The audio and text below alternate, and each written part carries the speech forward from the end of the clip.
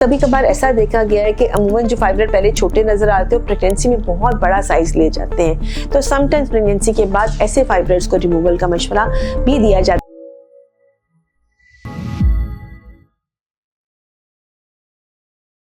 अस्सलाम वालेकुम। आज हम बात करेंगे बच्चेदानी की रसौली यानी फाइब्रॉइड्स के बारे में। अब जब भी रसौली का लफ्ज इस्तेमाल किया जाता है तो हम सब परेशान हो जाते हैं, क्योंकि रसौली से हमारे जहन में आता है कि ये खुदा न खास्ता कैंसर ना हो, ये जड़ों वाली रसौली ना हो, तो इसको लेके लोग बहुत ज़्यादा परेशान होते हैं।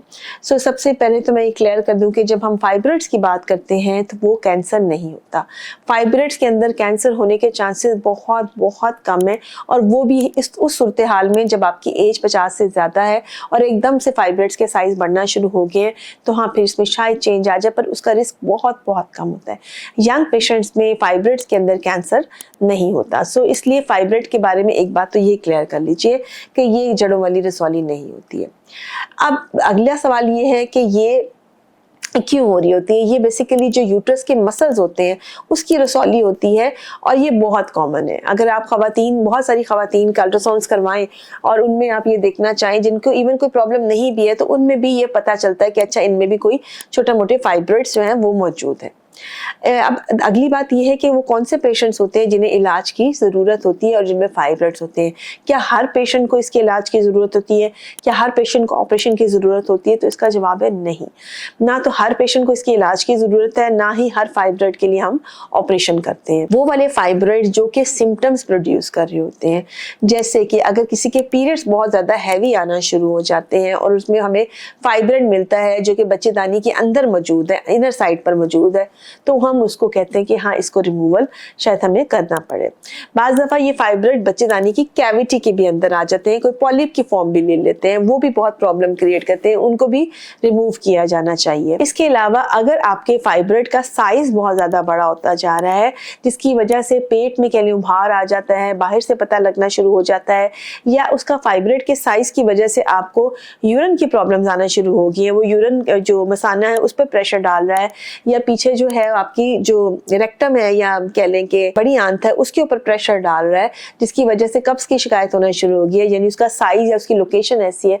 ऐसी सूरत हाल में भी समटाइम्स हमें फाइब्रॉइड की सर्जरी करनी पड़ती है। बाज़ दफ़ा बहुत बड़े फाइब्रॉइड के साथ पेशेंट्स आते हैं और वो प्रेगनेंसी कंसीव करना चाह रहे होते हैं, अगर तो उसका साइज फाइब्रॉइड का और लोकेशन ऐसी जगह पे है जो प्रेगनेंसी होने में प्रॉब्लम क्रिएट करेगी या प्रेगनेंसी होने के बाद प्रॉब्लम क्रिएट करेगी, तो ऐसी सूरत हाल में भी उन्हें सर्जरी का मशवरा दिया जाता है।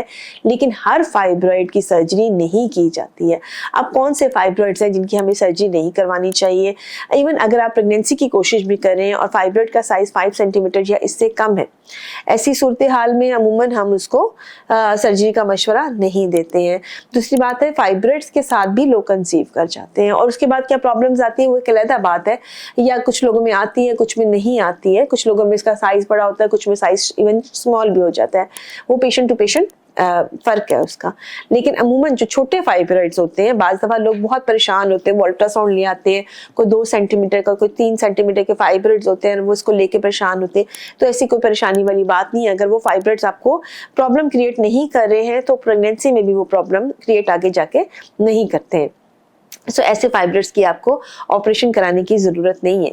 हाँ कभी कभार ऐसा देखा गया है कि अमूमन जो फाइब्रॉइड पहले छोटे नज़र आते हैं प्रेगनेंसी में बहुत बड़ा साइज ले जाते हैं, तो समटाइम्स प्रेगनेंसी के बाद ऐसे फाइब्रॉइड्स को रिमूवल का मशवरा भी दिया जाता है कि अगली प्रेगनेंसी से पहले हमें कोई प्रॉब्लम क्रिएट ना हो। फिर इसके बाद आती है बात कि अच्छा अगर ये सारे फाइब्रॉइड्स हमें प्रॉब्लम क्रिएट नहीं कर रहे हैं तो क्या हम इसको लंबे टाइम के लिए छोड़ सकते हैं, या हमें जब हमारी फैमिली पूरी हो जाती है तो बच्चेदानी निकलवा देनी चाहिए या कुछ ऐसा? तो अगेन सेम जवाब है, अगर आपको फाइब्रॉइड्स प्रॉब्लम नहीं कर रहे हैं तो आपको इसका फर्दर इलाज की ज़रूरत भी नहीं है, आप इसको छोड़ दें। सिर्फ अगर आपने साइज मॉनिटर करना है तो साल बाद, 1.5 साल बाद कभी एक अल्ट्रासाउंड आप करवा के देख सकते हैं। जैसे ही मेनोपॉज होता है, माहवारी बंद होती है, तो ये फाइब्रॉइड खुद ब खुद श्रिंक करना शुरू कर देते हैं और छोटे साइज के हो जाते हैं और आपको मजीद प्रॉब्लम क्रिएट नहीं करते हैं। हाँ अगर माहवारी बंद होने के बाद इनका साइज बढ़ता है, उस वक्त अगर ये आपको प्रॉब्लम क्रिएट करते हैं तो फिर फौरी तौर पर आपको इसको निकलवा देना चाहिए। फाइब्रॉइड की सर्जरी के बारे में एक और भी इंपॉर्टेंट बात यह है कि अमूमन हम इसको रिकमेंड करते हैं, अगर आपको ये प्रॉब्लम नहीं दे रहे हैं तो आप इसको तभी रिमूव करवाइए जब आपकी फैमिली पूरी हो चुकी हुई है।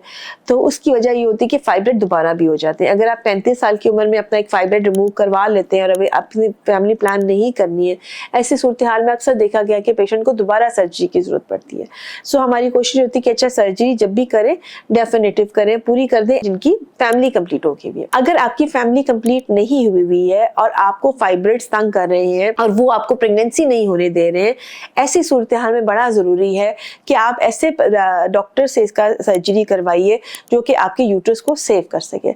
ये बहुत बहुत इंपॉर्टेंट चीज है। ये मैं इसलिए बार बार इसकी इंपॉर्टेंस का कह रही हूँ क्योंकि हर बंदा जो है ये यूट्रस सेविंग सर्जरी नहीं कर पाता है।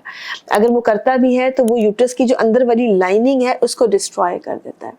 सो ये बहुत इंपॉर्टेंट बात है कि आप जो अपनी फाइब्रॉइड्स की जो सर्जरी है वो ऐसी जगह से करवाइए जिसको पता हो कि उसने सिर्फ फाइब्रॉइड रिमूव करना है, यूट्रस को डैमेज नहीं करना है और अंदर वाली लाइनिंग को सेव करना है, तभी आप अपनी नेक्स्ट प्रेगनेंसी को अचीव कर पाएंगे। अगर ये इस टाइम पे डैमेज हो जाती है तो आपका उल्टा फायदा होने की बजाय ज्यादा नुकसान होना शुरू हो जाता है। इस वीडियो को बनाने का मकसद यही है कि ये अवेयरनेस क्रिएट किए जाए, लोगों को पता चले कि ये जो रसौलियां होती हैं ये कितनी खतरनाक होती हैं और हमें इनकी सर्जरी कब करवानी चाहिए। बहुत सारा ख्याल रखिएगा और दुआ में याद रखिएगा।